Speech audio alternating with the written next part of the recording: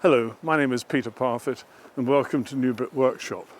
Now I've made my final conversion to the Stihl electric garden concept with their cordless tools, and I've recently purchased this hedge trimmer. And this is the HLA 56, it's part of the AK range. And if you've seen my other Stihl videos recently, I've bought into the AK range of equipment because they share the same batteries. Now, I was at the BBC Gardeners' World show in Beaulieu in Hampshire not so long ago, and I went to the Stihl stand, which was supported by Winchester Garden Machinery. I was quite impressed when I saw this machine, and I came back home and I ordered it online there and then. I paid the full whack. Winchester Garden Machinery had the best deal at the time, and I'm very pleased with it. Anyway, I've done quite a bit with it already at the front of the house, and I thought I'd just show you what I'm up to now. Now, laurel you can cut at any time of year. It's an invasive species, it's almost a weed really, and that's why I'm doing this demonstration now, cutting this laurel.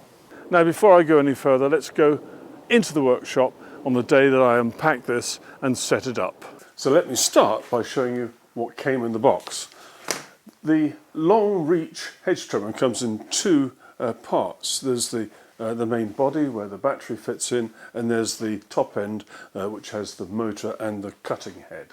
Also in the package when you get it will be a hanger so you can fix on the wall and hang the kit up when it's not in use. There is a handle which I'll show you how this is fixed onto the machine shortly, and a couple of bits and pieces used to fix that handle. And of course there is an instruction booklet. Now I've taken the extra step and I've bought the extension arm, and the reason is that I've got some bits of hedge which are quite high, and I'd like to be able to raise the whole thing up just that extra bit. Now the only assembly that's required is to fit this handle, and it's very, very simple and easy to do. The machine, although it's in two parts now, you would put it together and take it apart each time you use it, because if you're going to use the rack, then the parts hang on the rack separately. But fitting this handle is very easy. Now, this is the main body of the machine, the battery compartment's there, and this is the way up that it should be used. And the handle is going to go just there. Now, in order to do that, we're going to take the screws one at a time and slide a washer on. And I'm going to put the first one through that hole like so. The second one, with its washer on, goes through the other hole. And I'm going to turn this over, and I'm going to take one of these little metal brackets. Now, you'll see I've got this green stuff there. It's a bit of Fablon. I'm a bit old-fashioned, and I may want to move the handle along the shaft to get a comfortable position. And I don't want to scratch it, so I've got this soft stuff on there. Anyway, so I've just pushed one of those little metal brackets in there, and the screws are going through it. And at this stage I'm going to turn this over and place this where I think it should go, just there.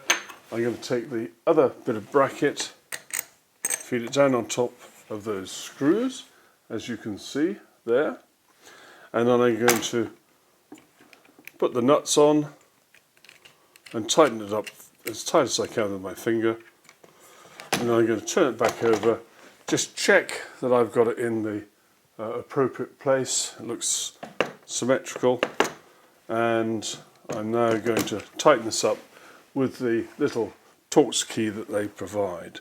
And I put my finger up underneath to stop the nut from turning as I do this, and it doesn't take very many little twists like this to get it nice and tight.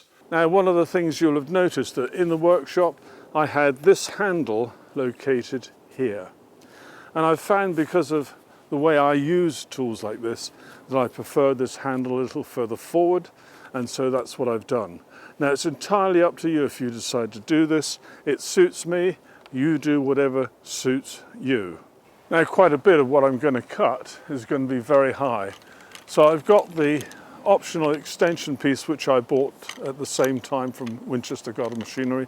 Now, fitting the optional extensions is dead easy. First of all, release the battery just in case. Then you undo this big orange connector there,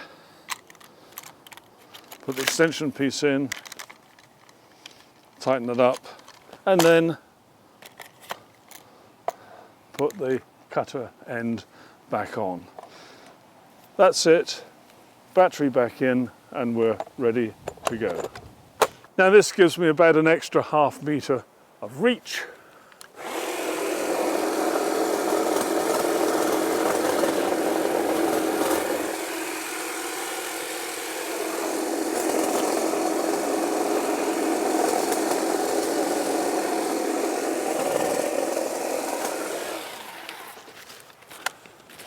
And you see that's pretty effective.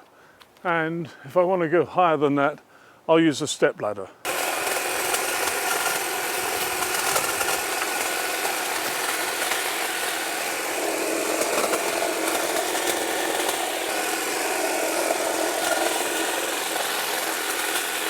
And the head of the machine can be angled. You squeeze in a little pair of orange buttons here and you can move it upwards.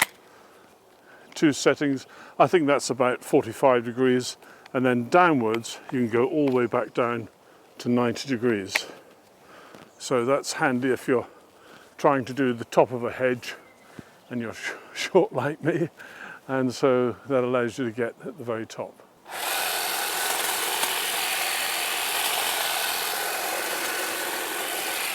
Now I've been cutting all of the laurel around the garden and for one of the neighbours, and this is the same battery. I've had it in all of the time. There was at least a day and a half's work I've done already, and about another half day today. And the battery has still got 2 bars, so that's pretty good. But once you buy into this range, you don't need to have a whole bunch of batteries. Be like me, just have 1 or 2 batteries, and that's all you need. You can only use 1 machine at a time.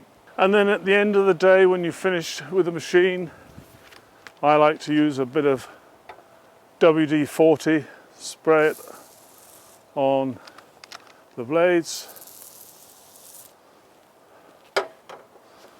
run the machine briefly.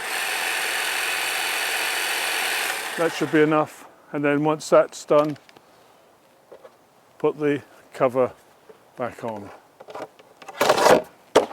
You can get the blades sharpened very easily.